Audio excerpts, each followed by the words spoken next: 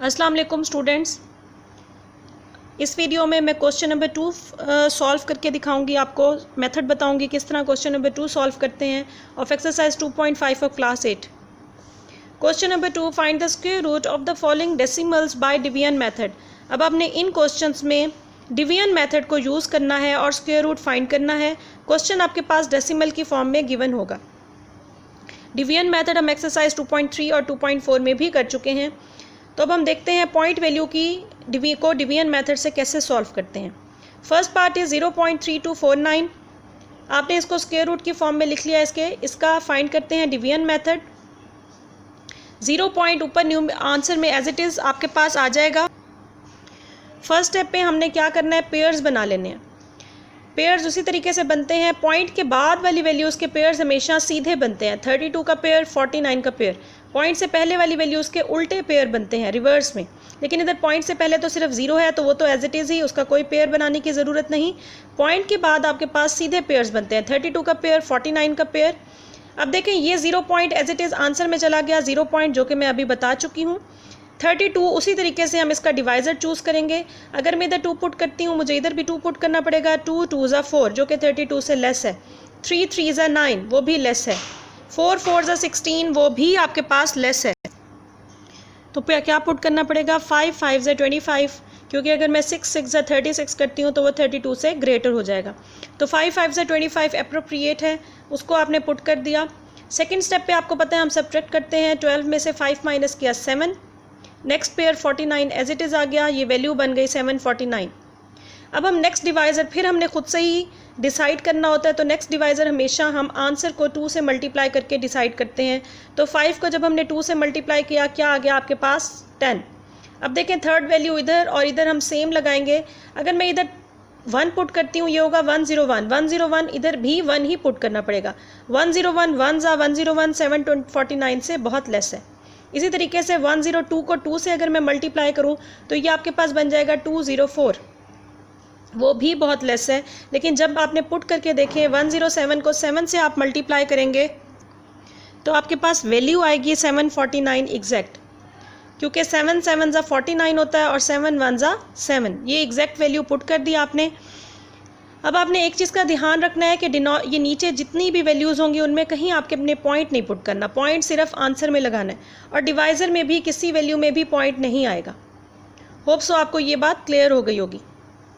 अब हम इसी पैटर्न पे इसका सेकंड पार्ट देख लेते हैं। 0.5184 0.5184 आपने वैल्यू लिख ली। सबसे पहले हम पेयर्स बनाएंगे। पॉइंट के बाद वाली वैल्यू उसके सीधे पेयर्स बनते हैं, तो यानी लेफ़्ट से राइट की तरफ बनते हैं। तो हमने 51 का पेयर बना लिया, 84 का पेयर बना लिया। ये 0 पॉइंट एज इट इज़ ऊपर आंसर में शिफ्ट कर दिया 0। अब देखें ये क्या वैल्यू बनेगी, 51 है। तो हमें इधर क्या डिवाइज़र डिसाइड करना पड़ेगा। 7 7 ज़ा 49 होता है, जो कि क्लोज है 51 के, क्योंकि 8 8 ज़ा 64 बहुत बड़ा हो जाता है 51 से, और 6 6 ज़ा 36 काफ़ी छोटा हो जाता है 51 से। तो ये सूट क्या कर रहा है, 7 7 ज़ा 49। फर्स्ट स्टेप पे आपने उसी तरीके से लिख लिया, ये 0 point as it is. Next step पे हम क्या करते हैं, -11, 1 में से 9 माइनस नहीं हो सकते, टेकिंग बोरो। 11 - 9 2 आ गया। नेक्स्ट पेयर आपने नीचे उतार लिया विच इज़ 84। 284 अब देखने के लिए, उसको सॉल्व करने के लिए हम अपना न्यू डिवाइज़र डिसाइड करेंगे। तो हमने आंसर को 2 से मल्टीप्लाई करना होता है न्यू डिवाइज़र के लिए। 7 2 ज़ा क्या हो गया 14। अब हम देखते हैं 14 के साथ इधर क्या लगा है। अगर मैं इधर 1 पुट करती हूँ, आंसर में भी 1 लगाना पड़ेगा। 141 1 ज़ा 141 बहुत स्मॉल हो जाएगा। 2 हमने जब पुट किया 142 2 ज़ा, तो एग्जैक्ट वैल्यू आ गई 284। तो ये फुल सॉल्व हो गया। दोनों क्वेश्चंस के लास्ट में हमने वैल्यू को स्क्वायर रूट की फॉर्म में लिख के और उसके आंसर को लिखना है। और इस क्वेश्चन में भी 0.5184 को स्क्वायर रूट में लिख के और फिर उसको उसके आंसर के इक्वल लिखना है। अब इसी तरीके से थर्ड पार्ट देख लेते हैं। Third part is 10.24। First step पे 10.24 का स्क्वायर रूट फाइंड करने के लिए हम पेयर्स बनाएंगे। 10 का पेयर बन गया और उसके बाद 24 का पेयर बन गया। फर्स्ट स्टेप पे देखिए, अब हमने डिवाइज़र डिसाइड करना है। तो डिवाइज़र क्या हो गया, 1 1 ज़ा 1 बहुत लेस हो जाता है। 2 2 ज़ा 4 भी लेस है। 3 3 ज़ा 9 सूट कर रहा है, क्योंकि 4 4 ज़ा 16 बड़ा हो जाएगा। तो 3 3 ज़ा 9 कर लिया। 10 - 9 क्या हो गया 1। नेक्स्ट पेयर आपने नीचे उतार लिया विच इज़ 24, ये वैल्यू बन गई 124। इसके लिए नेक्स्ट डिवाइज़र फिर डिसाइड करते हैं वैल्यू को, आंसर वाली वैल्यू को 2 से मल्टीप्लाई करके, तो 3 2 ज़ा 6 हो गया। अब इसके साथ देखिए हम क्या लगाएंगे, अगर मैं इधर 1 पुट करती हूँ ये होता है 61, तो इधर भी 1 लगाना पड़ेगा। 61 1 ज़ा 61 124 से बहुत लेस हो जाता है, तो मैं 2 पुट करती हूँ 62 2 ज़ा क्या हो जाता है 124, जो कि फुल सॉल्व हो जाता है। तो हमने क्वेश्चन को स्क्वायर रूट पे लिख के उसको उसके आंसर के इक्वल लिख देना है, विच इज़ 3.2। इसी तरीके से अब हम इसका पार्ट 4 देख लेते हैं। Fourth part is 20.5209। First step पे हम इस क्वेश्चन में स्क्वायर रूट फाइंड करने के लिए पेयर्स बनाएंगे। पॉइंट से पहले 20 है उसका पेयर बन गया, और पॉइंट के बाद 52 का पेयर और 09 का पेयर। इस पर भी पेयर बनाने के लिए डैश लगा दें। अब देखें फर्स्ट स्टेप पे पॉइंट से पहले वाली वैल्यू 20 है, उसको देखेंगे वो कौन सा डिवाइज़र सूट कर रहा है उसके लिए। 4 4 ज़ा 16, क्योंकि 5 5 ज़ा 25 वो ग्रेटर हो जाएगा, और 3 3 ज़ा 9 भी बहुत लेस है 20 से, तो 4 4 ज़ा 16 कर लिया। नेक्स्ट स्टेप पे हम डिवीजन प्रोसेस में माइनस करते हैं। 20 में से 16 माइनस किया 4, नेक्स्ट पेयर इज़ 52, वैल्यू आ गई 452। नेक्स्ट डिवाइज़र डिसाइड करने के लिए आंसर को 2 से मल्टीप्लाई करना पड़ता है। 4 2 ज़ा 8 हो गया। अब इधर देखिए 5 अगर मैं पुट करूँ तो आंसर में भी 5 लगाना पड़ेगा। 85 5 ज़ा आता है 425, आपने वो वैल्यू पुट कर दी। 12 में से 5 माइनस कर दिया 7 आ गया, और 4 में से 2 माइनस किया तो 2 आ गया। नेक्स्ट पेयर 09 हमने लिख लिया, आपके पास वैल्यू बन गई 2709। अब फिर नेक्स्ट डिवाइज़र हमने खुद से डिसाइड करना है, तो ये वैल्यू बन गई थी 45। अब तक हम सॉल्व कर चुके हैं 2 स्टेप्स, तो 2 वैल्यूज़ जो हैं 45 बन गई। 45 को 2 से मल्टीप्लाई किया, क्या आ गया 90। अब हम इस 90 के साथ अगर 3 पुट करते हैं तो आंसर में भी 3 लगाना पड़ेगा। 903 मल्टीप्लाई विथ 3, फुल आंसर आता है 22709। वैल्यू आपने पुट कर दी, क्वेश्चन को स्क्वायर रूट में लिख के उसका आंसर 4.53, क्योंकि ये फर्दर सॉल्व नहीं हो रहा, प्रोसेस यहाँ पे डिवीजन ख़त्म हो चुका है। इसी पैटर्न पे हम इसका फिफ्थ पार्ट देख लेते हैं। Fifth part is 648.7209। First step पे स्क्वायर रूट फाइंड करने के लिए हम इनके पेयर्स बना लेंगे। पॉइंट के बाद वाली वैल्यूज़ के लेफ़्ट टू राइट पेयर्स बनते हैं, और पॉइंट से पहले वाली वैल्यूज़ के राइट टू लेफ़्ट पेयर्स बनते हैं, यानी पॉइंट से पहले उल्टे पेयर्स बनते हैं, लेफ़्ट राइट से लेफ़्ट की तरफ, और पॉइंट्स के बाद वाली वैल्यूज़ के सीधे पेयर्स बनते हैं लेफ़्ट टू राइट। तो ये बन गया पॉइंट से पहले 48 का पेयर और 6 सिंगल वैल्यू है। इधर से पॉइंट के बाद 72 का पेयर और 09 का पेयर। फर्स्ट स्टेप पे हमने इस सिंगल वैल्यू को सॉल्व करना है, तो हम डिवाइज़र डिसाइड करेंगे। 2 2 ज़ा 4 ये सूट कर रहा है, क्योंकि 3 3 ज़ा 9 ग्रेटर हो जाता है। 2 2 ज़ा 4 पुट कर दिया। नेक्स्ट स्टेप डिवीजन का सब्ट्रैक्शन होता है, 6 में से 4 माइनस किया, आंसर 2। नेक्स्ट पेयर आपके पास नीचे आएगा विच इज़ 48, तो आपके पास वैल्यू बन गई 248। अब इसका डिवाइज़र हमने चूज़ करना है, तो हमेशा आंसर को 2 से मल्टीप्लाई किया जाता है। 2 2 ज़ा 4 आ गया। अब इसके साथ अगर मैं 5 लगाती हूँ तो मुझे आंसर में भी 5 लगाना पड़ेगा, और 45 5 ज़ा क्या होता है, मल्टीप्लाई करके देख लीजिएगा 225। 8 में से 5 माइनस किया 3, 4 में से 2 माइनस किया 2। नेक्स्ट पेयर आपके पास नीचे उतर आया विच इज़ 72, तो आपके पास वैल्यू बन गई 2372। अब हम इसके लिए भी डिवाइज़र चूज़ करेंगे, तो हम 2 स्टेप्स अब तक सॉल्व कर चुके हैं, तो 2 वैल्यूज़ जो हैं फर्स्ट 2 वैल्यूज़ आंसर की, उसको हम 2 से मल्टीप्लाई कर देंगे। 25 2 ज़ा 50, तो ये आपके पास आ गया 50। अब इधर नेक्स्ट वैल्यू हमने पुट करनी है, आंसर में भी पुट करनी है। अगर मैं 504 को 4 से मल्टीप्लाई करूँ तो आपके पास वैल्यू बनती है 2016, तो जो कि क्लोज़ है 2300 के, 2000 क्लोज़ है वैल्यू। तो मैंने यही वैल्यू पुट कर दी, क्योंकि अगर मैं 5 पुट करूँ इधर भी और इधर भी, 505 को 5 से मल्टीप्लाई करूँ तो आपके पास वैल्यू बड़ी बन जाती है, 2500 समथिंग आता है, जो कि 2300 से ग्रेटर है। इसीलिए मैंने 4 ही पुट कर दिया। 504 को 4 से मल्टीप्लाई किया, जो वैल्यू आई वो आपने लिख दी। अब सब्ट्रैक्ट कर लें, 12 माइनस 6 6, 6 माइनस 1 5, और 3 में से 0 माइनस किया तो 3। नेक्स्ट पेयर 09 आपके पास नीचे उतर आया। अब तक हम पिछले 3 स्टेप सॉल्व कर चुके हैं, तो 3 वैल्यूज़ को 2 से मल्टीप्लाई कर देंगे। 4 2 ज़ा 8 आ गया, 5 2 ज़ा 10, 0 लगा 1 कैरी, और 2 2 ज़ा 4 प्लस 1 5, 508 आता है जब हम 254 को 2 से मल्टीप्लाई करते हैं। तो 508 आपने पुट कर दिया। अब इसके साथ अगर मैं 7 पुट करूँ, 5087 मल्टीप्लाई विथ 7, आंसर में भी 7 लगाना पड़ेगा, तो ये एग्जैक्ट सॉल्व हो रहा है। अगर मैं इधर 8 लगाती हूँ तो बढ़ जाती है वैल्यू, तो मैं क्या करूँगी, 7 लगा के देखें आप, मल्टीप्लाई करके देख लीजिएगा। 5087 मल्टीप्लाई विद 7, ये वैल्यू एग्जैक्ट आती है और यहीं पे ही क्वेश्चन सॉल्व हो जाता है, क्योंकि नेक्स्ट सब्ट्रैक्ट करेंगे तो 0 होगा।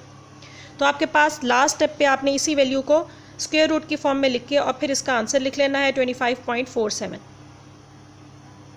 इस फुल प्रोसेस में नीचे कहीं पॉइंट नहीं होगा, डिवाइज़र में कहीं पे भी पॉइंट नहीं लगाना।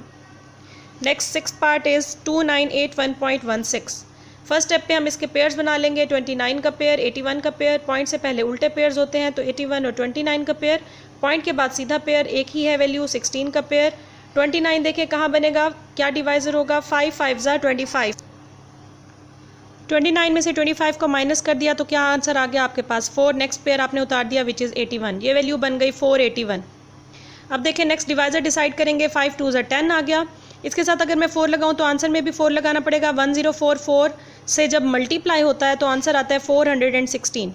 ये वैल्यू क्लोज है 481 के, क्योंकि 5 पे ये वैल्यू बड़ी हो जाती है, 500 की लाइन में आ जाती है। यानी अगर मैं इधर 4 की जगह पे 5 लगा दूं, 105 मल्टीप्लाई विथ 5, इधर भी मुझे 5 ही लगाना पड़ेगा, तो वैल्यू 500 की लाइन में आएगी, जो कि 481 से अबव होगी। तो ये 4 पे बिल्कुल सूट कर रहा है। 416 पुट करके आपने माइनस कर दिया, 11 में से 6 गए 5 और 7 में से 1 गया तो 6। नेक्स्ट पेयर नीचे उतर आया विच इज़ 16।